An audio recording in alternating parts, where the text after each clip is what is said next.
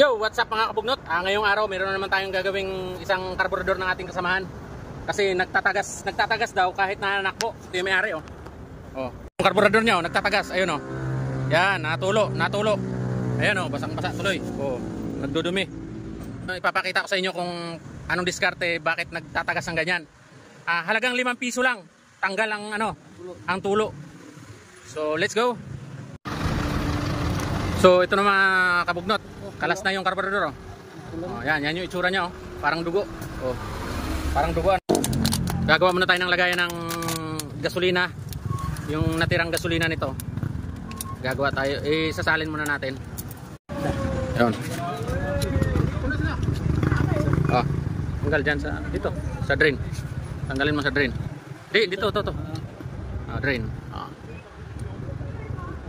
Sige, luwagan mo.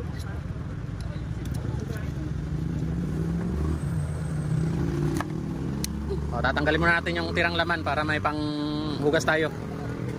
May pangkarwas. Kasi ang dumi na ng karburador para malinis.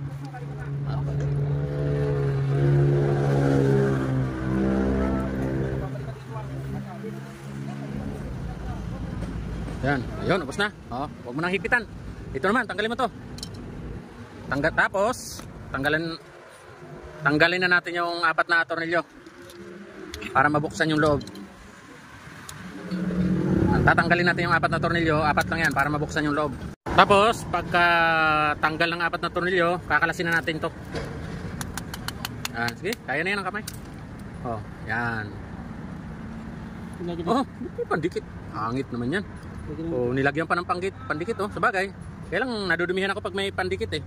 So ito, ipapakita na natin sa inyo kung ano yung bakit siya nagtutulo. Yan, tanggalin muna natin tong pin. Yan, pin. Dito lang. Yan. Pin. Tapos yung floater, yan. Floater. Saka itong tornilyo dito. Yan, may tornilyo, tanggalin.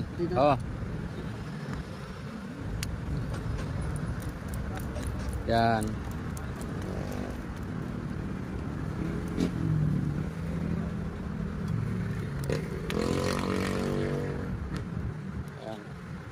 Sige, kalasin natin tong lock. So ipapakita ko sa inyo bakit siya nagtatagas. Kaya siya nagtatagas kasi ito maluwag na. Ayan ayan nauga na siya. Nauga, parang ngipin. Dito dumadaan ang gasolina. Ayan ang lambot hugutin Wala nang guma wala na palang guma. Ang nilagay, teflon? Tanggalin mo na yung teflon. Tatanggalin yung teflon. Yan, teflon ang nilagay. Yan, kaya pala nagtatagas kahit nananakbo. Kasi teflon lang nilagay, wala man lang o-ring, wala nang o-ring. So, yan yung ipapakita ko sa inyo. Ito may binili ako na o-ring, halagang 5 piso lang Sige, yung pinakamaliit na kulay pula. Halagang 5 piso lang. Tanggal na ang tulo. Ayun tumalo na agad maliit lang na o-ring. Yun yung ilalagay natin dito. Yan. Kaya lang paano mailagay na maliit yung madali lang yan. Dahil guma to, nababanat naman. Gawa natin ng paraan. Laway lang daw, laway. Kung ang anak nga ng tao ay nagagawa ng paraan, ito pa kaya gawa lang ng tao. Lalagyan ng langis para pumasok dito. So ayan, ilagay mo. Ikaw nung bahalang maglagay dyan. Sige, banatin mo lang. Kaya yan. Sige, banat. Yan. Mahirap siya ilagay pero sabi ko nga, ang anak ng tao nagagawa ng paraan. Kaya ito, gawa lang ng tao. Sige, medyo parang mahirap siya pero kaya yan. Ayun nababanat siya. Ayun. Yan.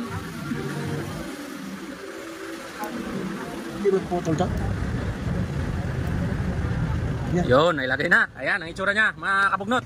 Ayan ilapag mo dito, ilapag. Yan yung itsura niya May o-ring na siya.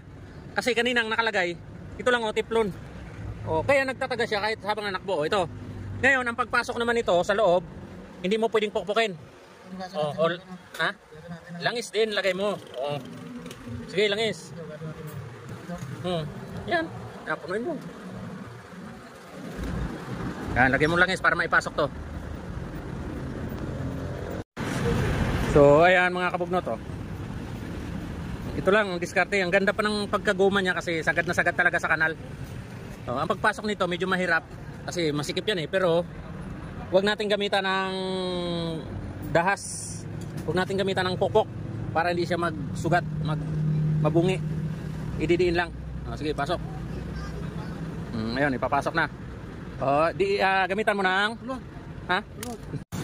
So mga kabugnot, ayan, ilagay na natin. Hindi na siya nauga, sureball na yan. Linisin na lang natin bago ikabit. Linisin mo natin ang gasolina.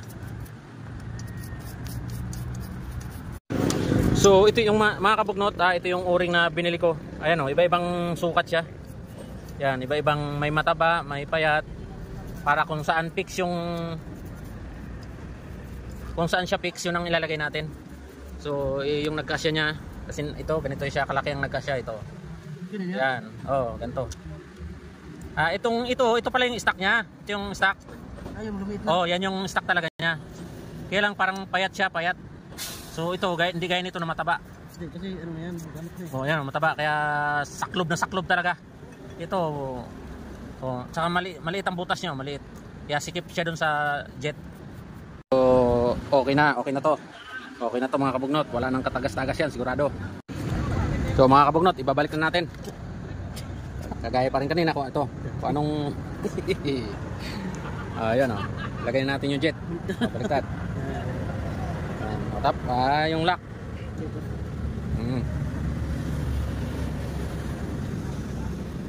Tornilyo.